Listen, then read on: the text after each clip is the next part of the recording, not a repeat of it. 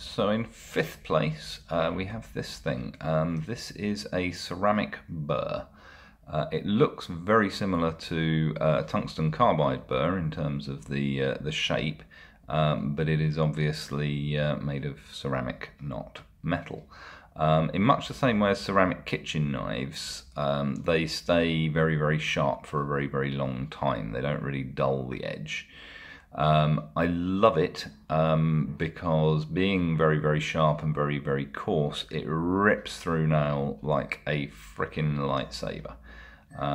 You've got to be very, very careful with it if you're using it at anything more than sort of 4, 5, 6,000 revs.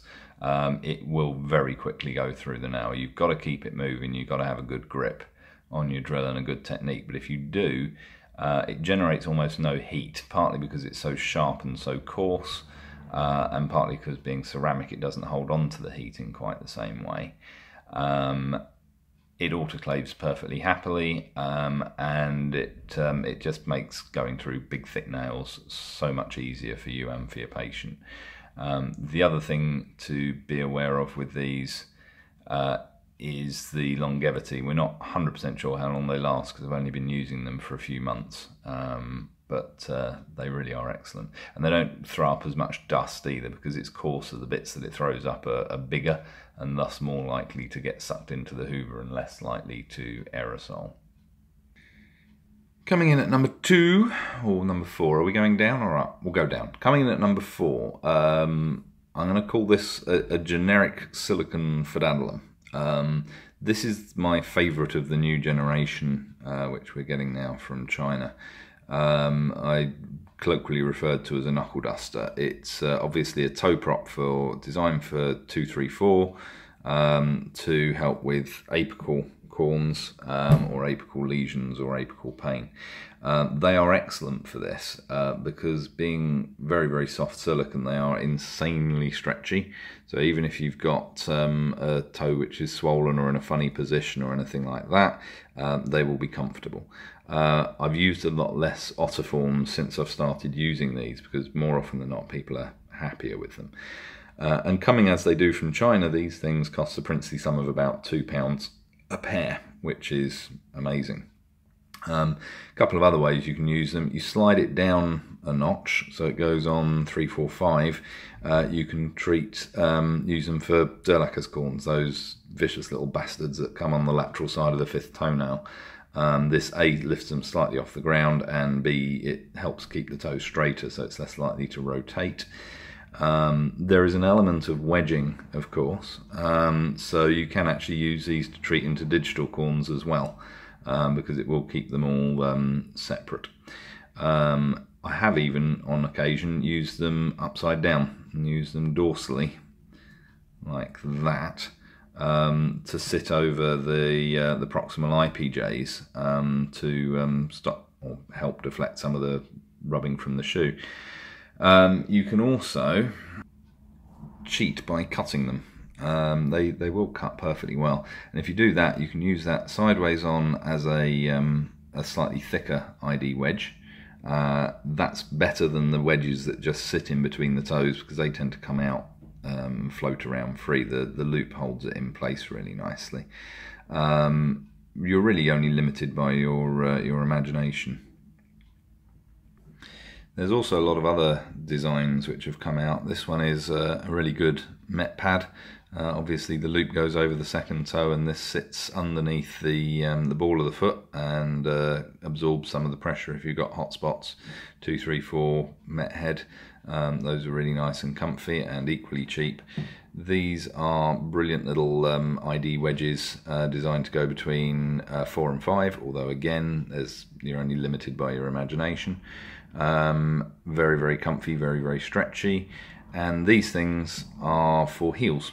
You can either have it, there's a short side and a long side. You can either have the long side going up the back to protect the Achilles tendon, or if you have it on that way round, the long side goes underneath. They're not brilliant in terms of creating cushioning for the under the heel because they're a bit thin for that, but they are just the job to protect an Achilles tendon or the back of a heel from a shoe. So if you have for example, a runner that has blown blisters there, or somebody with Haglund's deformity, the lumps that come on the back of the heel, or a Achilles tendonitis where it's being aggravated by the shoe, or a bursitis on the back of the heel. These are really very excellent. The other thing that you can do with these is use them as a night thing. If you slap a load of 20% urea cream, something like Flexitol, on a cracked heel and put these on overnight, of course it will hold the cream in place and it won't absorb it in the same way as a sock will. So these things have got all sorts of uses, and all of these are a couple of quid on eBay or the Chinese shopping websites if you can find them. So yes, fourth place, assorted silicone loveliness. Okay, gadget number 3, which is whichever way we're counting it, is this combination. This is the main thing. It's actually an endoscope. Designed for looking up people, so it is waterproof should you wish to give it a good wipe clean. Plugs into a bog standard USB socket. This one is the smaller one, or you can get them that are full-sized USB into any Windows computer. I use a little netbook thing with a detachable tablet, but you could just as easily do this on a bigger one, and in some places what I have done is plug this into the big wall monitor so that you can show the patient. But either way, it's a patient education tool. The endoscope doesn't magnify, but it is set up to focus quite close. So if you need to show your patient when you say you've been cutting your nails wrong and you've left a spike down the side, or you've got a corn and it looks like this, or whatever it is, I'm going to have to try and take a photo of a photo of a photo here. So this, for example, is my arm. I can say, oh look, there's a nasty lesion on my arm there, and then you turn the computer around to the patient and you show it to them. Obviously you can also use this to take clinical photos. It's actually quite good for that. There is a light on the end of the thing, so it is self-illuminated. If you want to show them, you've cut your thumbnail wrong there, that's a little overexposed, we'll just turn the light down. So you can go in and focus. As I say, the quality in real life is much better than it looks on this, because it's always somewhat imperfect when you're filming a screen. But as a patient education tool, endoscope, available on eBay for about a tenner. Silly cheap. Okay, in second place, again, I'm cheating slightly here. This is a set of toys, a Dremel. It is worth getting the Dremel. I know that you can get rotary tools which are mains powered for about $14.99, but a decent heavy-duty battery-powered Dremel, you won't regret the purchase. It is well worth doing. These come up on Amazon from time to time, and I think this one was only about £70. Well worth it. The attachment I've got on the end there is a polishing mop, which is something that's sold, I think, for cleaning jewellery and that sort of thing, but for our purposes, it's very, very good for orthotic modification. Along with that, spray glue, which is very, very inexpensive. Again, you can get it on eBay, and it's absolutely brilliant for sticking covers to prefabs. Now, I've got a little bit of a bee in my bonnet about prefabs. If you give somebody something that you've bought from a supplier, a Slim Flex or something like that, they can see what it is. They know how much you paid for it. So if you charge them over the odds, they're going to get naffy. And if they work, they're not going to come back and see you to get another one. They're going to go and buy it for themselves, and why should they not? Whereas if you modify them, if you make them specific to that patient, and there's any number of ways you can do that, then it becomes unique to them. It means you can price it accordingly to incorporate your time, and more to the point, it means they get exactly what they want, not just sort of something that's almost as good that they could have bought from their own chemist. Now I'll see if I can actually demonstrate this. Obviously this is just a little offcut of Poron, but what you've got to imagine is this could be any kind of prefab insole. As long as it doesn't have a fabric cover, you can drill the top, and if it does have a fabric cover, you can drill the underneath. The lovely thing about the polishing mop is that it gives you a really nice smooth cavity. I shall attempt to do this.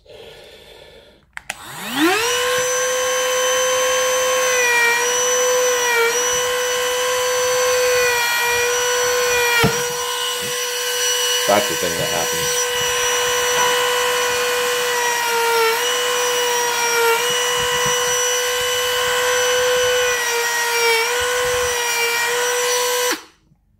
Okay, so you can see what we've got there is a nice rounded edge cavity. I've gone fairly deep, but you can go as deep as you want on that.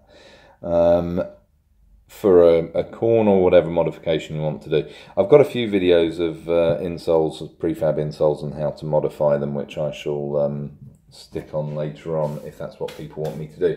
But yeah, a few basic workshop tools to modify prefabricated insoles would be my second spot. And so to this, number one, my very, very favourite gadget, which I would not wish to be without, which goes with me to all the clinics I work in and which I use every single day. It is essentially a dermascope. I say essentially because a real dermascope, a proper dermascope, is polarised light, which means that the light waves are organised in such a way that it does not reflect. So when the light hits the skin, instead of bouncing back, which gives you the sort of glare, it actually penetrates, which is why you can see all the blood vessels and everything so clearly. But a real proper dermascope with polarised light will cost you in the region of £600, and most of us don't have £600 floating around. This is something which I purchased off eBay for about, I think it was about 25. It's described as a dermatoscope, and it is close enough for the vast majority of what we want it for. Comes in several parts. You've got a headpiece with graduations if you want to have a measurement of something. That just clicks onto there and spins on like that, and then you twist that to activate the light. The light is a simple LED. It's not polarized light. You put that on whatever it is you want to look at, and then you move your eye to within about an inch or half an inch of the ocular, and you actually get to see really clearly. I will try to demonstrate.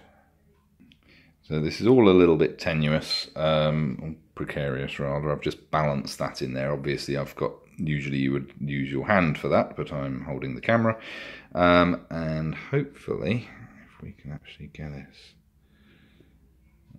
there correctly, there you get to see the thing up close. You can modify it very slightly. You can adjust the lighting, and the blurriness there is poor focus on the phone. It's not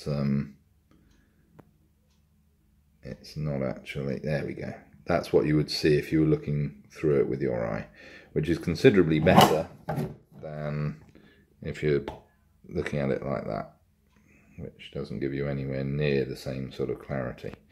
So yeah, that would be my my number one favourite thing. It makes it so much easier to see up close to lesions, and you can take photographs through it, as I just demonstrated, which means it's excellent for your patient notes. And for £20, there's really no reason not to have one of these. So that's my top 5 honourable mentions. I didn't include it because it's rather expensive, but honourable mentions would be this thing, which is a thermal imaging camera, which simply clips to the bottom of an Android phone. You can get an iOS version as well, and allows you to see heat.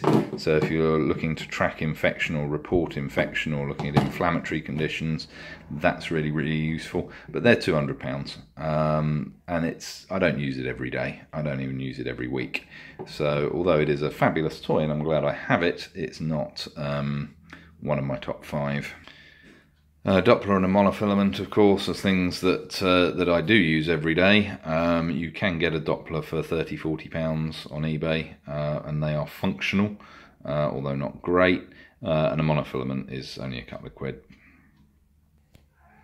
So yeah, hopefully that gave you a good idea of all of the things that I use most in clinic. They're mostly toys, they're mostly patient education tools. You can get by without them, but any one of those will make your life substantially easier.